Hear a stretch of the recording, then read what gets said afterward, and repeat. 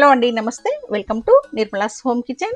ఈ రోజు వీడియోలో ఉసిరికాయలతో మురబ్బా ఎలా చేసుకోవాలో చూపించబోతున్నాను. చాలా ఈజీగా చేసుకోవచ్చండి అండ్ టేస్ట్ కూడా చాలా బాగుంటుంది. అంతేకాదండి, ఇలా మనం సీజన్ లో దొరికే ఉసిరికాయల్ని ఎక్కువగా తెచ్చుకొని చక్కగా మురబ్బా చేసుకొని ఎప్పుడు కావాలంటే అప్పుడు హ్యాపీగా తినేయొచ్చు. ఈ మురబ్బా తయారు చేసుకోవడం కోసం నేను ఇక్కడ 1/2 kg ఉసిరికాయల్ని తీసుకున్నాను. ఈ ఉసిరికాయల్ని శుభ్రంగా కడుక్కొని నీట్ గా తుడుచుకోవాలి. ఇప్పుడు ఈ ఉసిరికాయల్ని స్టీమ్ చేసుకోవాలండి. స్టీమ్ చేసుకోవడానికి స్టవ్ పైన ఒక గిన్నెని పెట్టుకొని అందులో నీళ్లు పోసి నీళ్లను మరిగించుకోవాలి. నీళ్లు ఇలా మరుగుతున్నప్పుడు ఇలా ఒక చిల్లుల ప్లేట్ తీసుకొని క్లీన్ చేసి పెట్టుకున్న ఉసిరికాయలన్నింటిని వేసేసి ఇలా స్టీమ్ చేసుకోవాలండి. ఇలా మీరు స్టీమ్ చేసుకోవడానికి ఇడ్లీ పాత్రని కూడా యూజ్ చేసుకోవచ్చు. అయితే ఉసిరికాయల్ని మరీ మెత్తగా ఉడికించకూడదండి. జస్ట్ ఒక 10 నిమిషాలు ఉడికిస్తే సరిపోతుంది.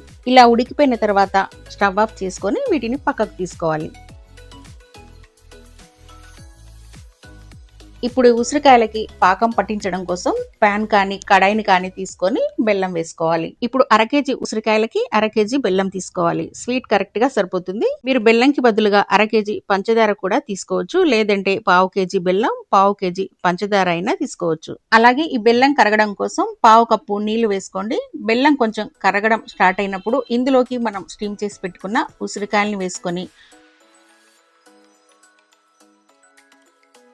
లో ఫ్లేమ్ లోనే కలుపుతూ బెల్లం అంతా కరిగిన తర్వాత ఇందులోకి 1 టీ స్పూన్ ఇలాచీ పౌడర్, 1/2 టీ స్పూన్ ఉప్పు, వీటన్నింటిని వేసిన తర్వాత కలుపుతూ పాకాన్ని కొద్దిగా చిక్కగా అయ్యేంత వరకు కుక్ చేసుకోవాలి. 10 నిమిషాలు మీడియం ఫ్లేమ్ లో కుక్ చేసుకున్నామంటే ఉసిరికాయలు కొంచెం సాఫ్ట్ గా అయ్యి పాకం చిక్కబడుతుందండి. పాకం ఇలా చిక్కబడిన తర్వాత స్టవ్ ని ఆపేసి పక్కకి దించేసి మూత పెట్టి పూర్తిగా చల్లారనివ్వాలి. చూడండి, పూర్తిగా చల్లారిన తర్వాత చూపిస్తున్నాను. ఇందులోని పాకం రుచి అనేది చాలా బాగుంటుంది. చూస్తేనే ఎంత బాగా కుదిరిందో తెలిసిపోతుంది.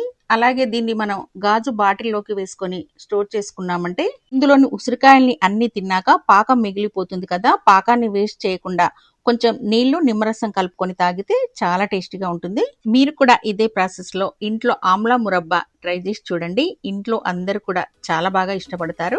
ఇలా చేసి పెట్టుకుంటే ఉసిరికాయలు దొరకని టైంలో కూడా హ్యాపీగా తినేయొచ్చు. ఈ రోజు చేసుకున్న ఈ హెల్దీ స్వీట్ రెసిపీ మీకు నచ్చితే ఈ వీడియోని లైక్ చేసి మీ ఫ్రెండ్స్ తో షేర్ చేసుకోండి. ఇలాంటి మరిన్ని హెల్దీ రెసిపీస్ తెలుసుకోవడానికి మన ఛానల్ ని సబ్స్క్రైబ్ చేసుకొని పక్కనే ఉన్న బెల్ ఐకాన్ని యాక్టివేట్ చేయండి.